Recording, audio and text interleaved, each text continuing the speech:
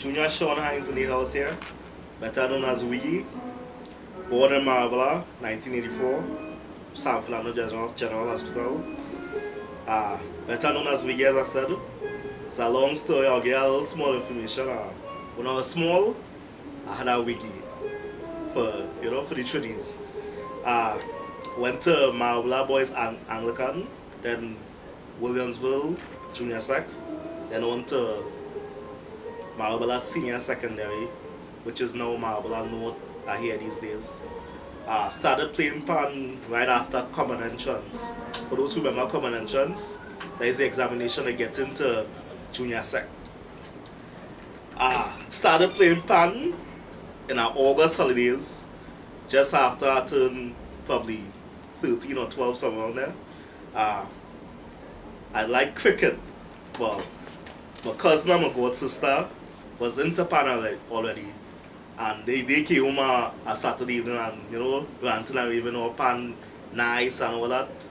And I tell my mom, well, cricket nice too, and she gave me a kind of look. So I decided to join the neighborhood pan side, which is Southern Marine Steel Band Foundation, big up.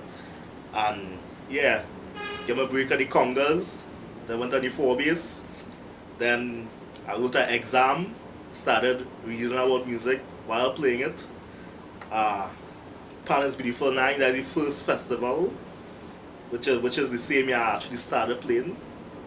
Yeah, and much love in the pan, nurture me, and today, yeah, musician. Well, first, you started just, knocking out 2 notes on the pan, learning a song here, learning a song there, practicing late hours of the morning, but reading music now helps you understand what you're doing on the pan. We play, you read about what we're actually doing. So learn to read music, combined with playing, makes it a lot easier because you know what you're doing, what we're about. Now, I just started playing the bass band, and actually wanted to play the tenor pan because my cousin who was playing the tenor pan was making money while playing the tenor pan. Because back in them days, banks used to hire soloists, and they used to pay the soloists. So that is how I wanted to play lead. But it's not too bad. I mean, you must have some kind of push to do something in life. So music, I wrote grade 1.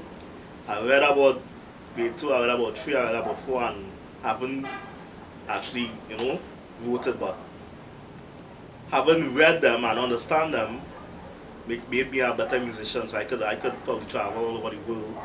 I could still look at a score and read it down and understand what's happening on the score.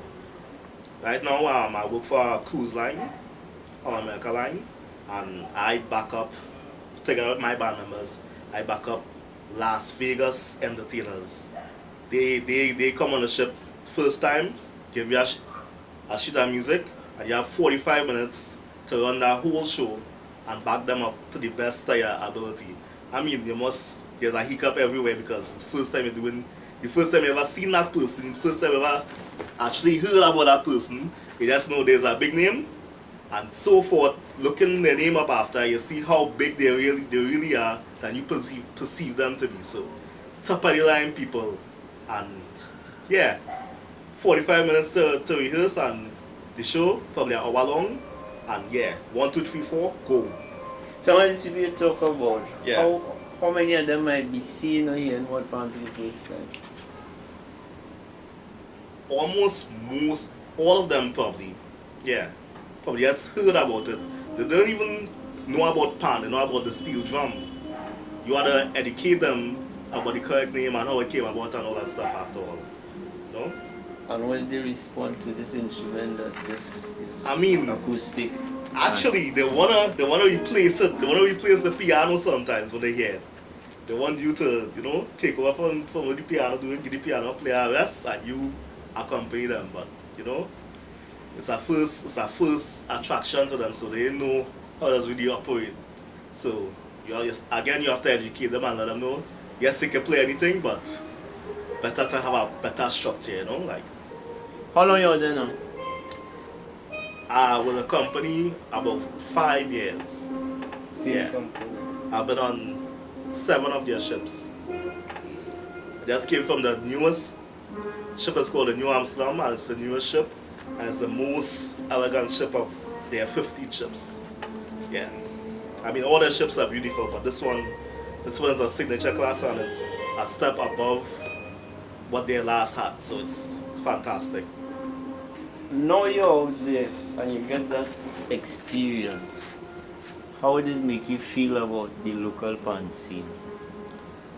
That's a good question. I mean, I categorize everything. I mean, every performance is a different performance, of course. I mean, you just have to adapt to the nature of the performance, and yeah, whatever you want to project to the audience, that's how you project. I mean, what I do is I at every one time I'm the only panelist, unless I meet up on next ship with a bedroom that I know horses are Trinidadian, you know, or a passenger who know there might be a panelist on the ship and bring their panel at the same time, you know, or like for example, I created a show for the audience.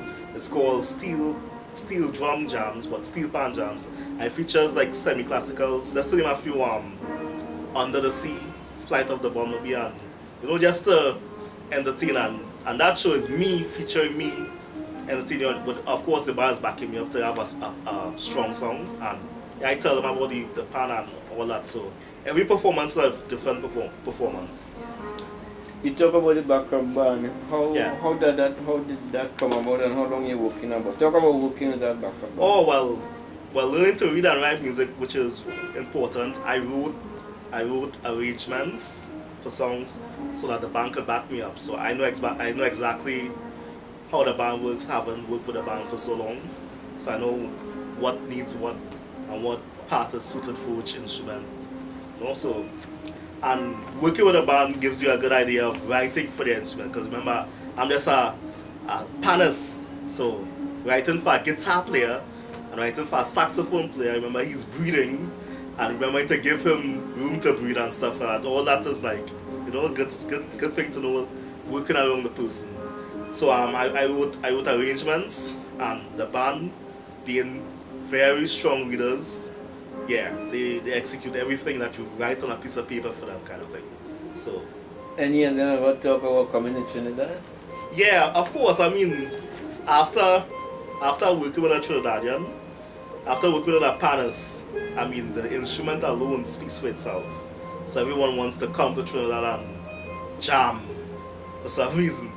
And jamming, I mean, when you hear the word jam, it also includes something else, but it's not appropriate to talk and to put out. So I mean, you probably have an idea, but yeah, you can't talk about it in the nature of it, especially in this so. This is a family show. This is a family show. Yeah. This is a family show. Yeah.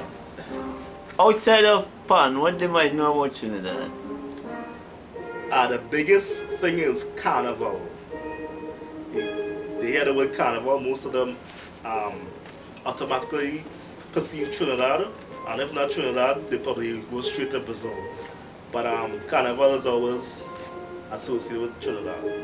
So, for they still at that state level just for carnival, well, you know, that's damaging the whole process, you know. So.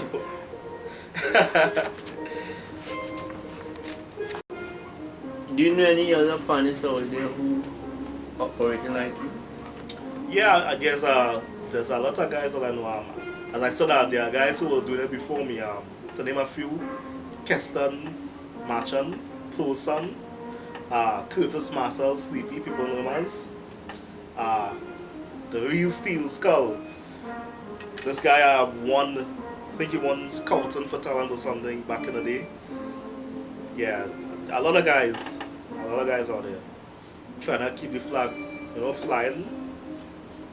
What you'd like to see as a youngsters? What you would like to see as a players? Because your example is important. I remember when the captain of the band, Malamo Joseph, introduced the music scene in the orchestra. It started off with like 45 people, you know, interested in learning to read and write music, and then it ended up in two people, which was me and Keisha Lewis, which was the double tenor player back in those days. And the problem wasn't people weren't interested, just people, it's hard for people to stay focused on one thing for a long period of time. So at the class I was 45 people and up with 2 people, which is, and I scored 100 distinction. So anybody could have do it, How long you back here now? I think I'm scheduled for at least 3 to 4 months, but it's not written in stone. They could pick up the phone and call me and like later, of course. So hopefully it's a little longer than later. Hopefully I'll get a couple months to refresh myself.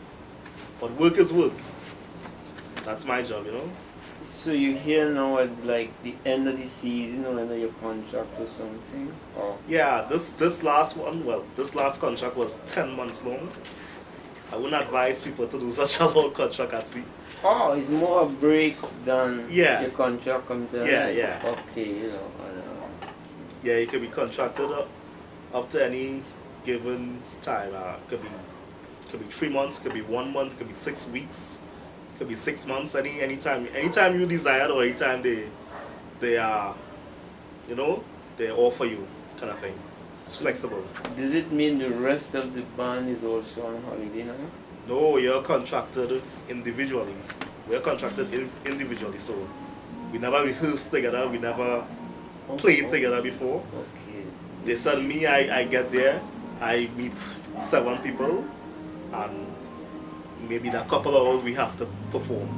So reading is important. See, where you want to see Marines go in the next couple of the next decade, because we're rebuilding. What you want to see Marines achieve? I want to see the band reach large band status. I mean, we are a large band already in terms of everything else. I mean, we have a talent show, we have almost everything already, but just to get to that I mean, in my days I remember we were a big band already. There was like one panorama and everybody competed.